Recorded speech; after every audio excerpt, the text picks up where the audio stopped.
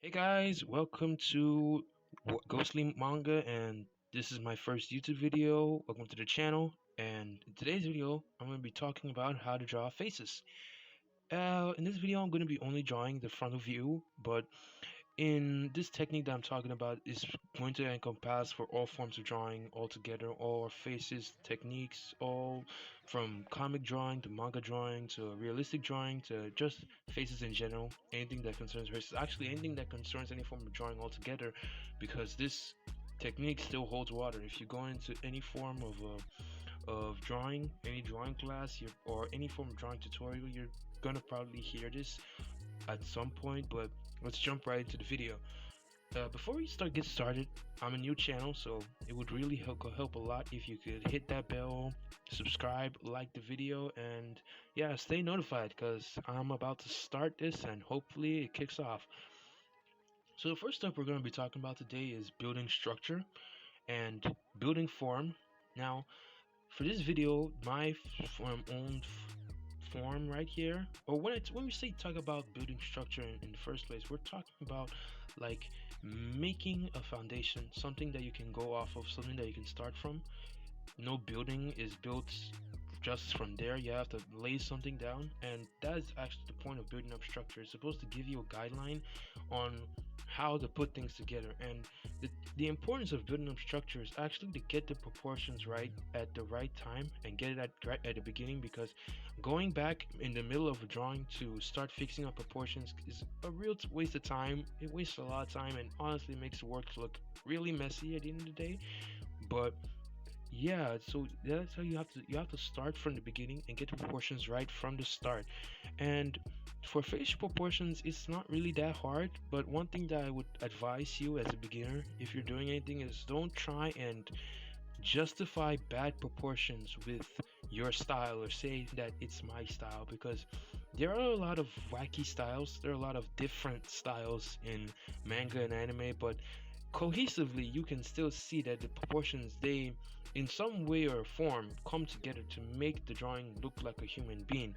So unless you're drawing a inhumane character, there is nothing that should make a face or a body or any form of anything that you're drawing look, or at least the person that's looking at it should be able to recognize that this is actually what you're doing. So, and that's where proportions come in. Proportions are what makes something look the way it's supposed to look like. So make sure you get that right, and that's just a little tip so you don't end up making that mistake, because I did when I started off drawing. But yeah, we thank God. So the second step that I have to talk about today is filling in features. Now, filling in features is just like after you've already gotten the proportions down, you know exactly where you're supposed to place the thing. Now it's to start placing the things, it's to start putting in the building blocks, filling out the eyebrows, filling out the eyes, the nose, and the mouth.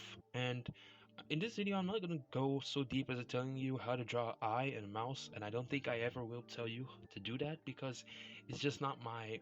I believe that every mangaka or every manga artist should have their own unique style, and that totally depends on you and what you're going to do.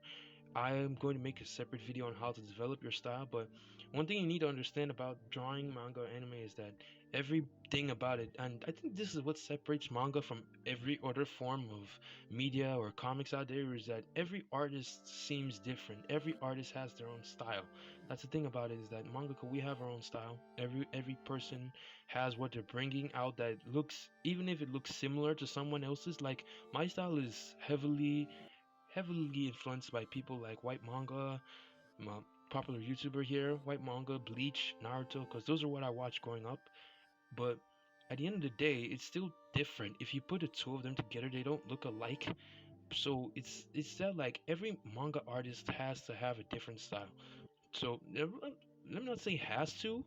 Of course, you can be inspired by someone and basically just copy everything that the person is doing. And even if you're doing that, it will still look a little bit different. But yeah, everyone should have their own style, or you should at least try and build your own style, because why the hell not? And so yeah, the features is all about getting your own style and getting it right with your own style. So that takes a lot of practice. It's not something that you can learn in a day, but As you're starting off, you'll definitely get it right. So I'll talk about that, talk more in depth in that in another video. And if you're enjoying the video so far and you've made it this far, thank you. And please like the video, subscribe, and hit that bell to stay notified for more upcoming videos, especially if you want to see the stylized video and developing your own style, because I will be doing that soon. And yeah, as you can see, I'm still filling up my own style. And another thing about adding features is that it really depends on the character and what you're doing. Like in this video, I'm drawing a young man, someone of coming age, probably in their 20s or 19, 18, just around that age. And you can see that everything is supposed to make it look younger.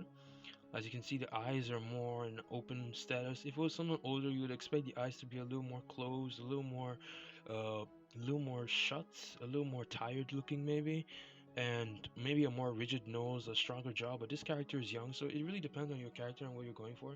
Your character may be someone who has a very huge eyes or someone who has very squinted eyes. It really depends on your character. There are some characters that have no eyes at all, so it really depends on what you're drawing at that point in time. But yeah, it really for filling out features, it depends on your style and your character. And of course, those are not things that I can really talk about in this video, because this is a how to draw face video, not how to develop a style video. But yeah, so you can have to find that out by yourself. All those two things depend on you and what you're going for at that point in time. But yeah, and the next step that I have to talk about is actually cleaning things up and making the drawing look like removing the guidelines that you had placed at the beginning. Now this is the point where you have to erase the crosses, whatever form of guidelines that you did. Like I know that there are some guidelines that are all over the place. Some use a lot of circles, a lot of lines, a lot of other things, and if you're making a finished work, you definitely have to clean those off because there's no face that has a line on it. And you have to start putting in, I thought to just make it look more like a face by removing those things, because if they're there on the final product, it wouldn't really make a lot of sense. So as you can see right now, I'm putting in the hairline and I'm taking off the or somewhere around now, I'm putting in the hairline and I'm taking off the top of his head, the bald part, I guess. But we're removing the bald part right now, and we're putting in the dashes with a line. Now my art style is, I'd like to say it's a bit more realistic. It's not something that's very hard to see, or it's not something that's very stylized in a way. It's just I try to make it as realistic as possible, as much as I can, at a given point in time. So when I'm drawing hairlines, I don't make them into a straight line, because obviously that's not how hair looks. But if it depends on you, it depends on what you're doing. If you are a very more expressive type of artist and your art style is more cartoonish in a way, or less realistic, then go for straight hairlines if that's what you want to do. I don't think that even Dragon Ball Z has straight hairlines. So if you want to do that, just do whatever you want with style and characters and all those type of things. Go crazy with it. Do what you can, because that's what makes manga different.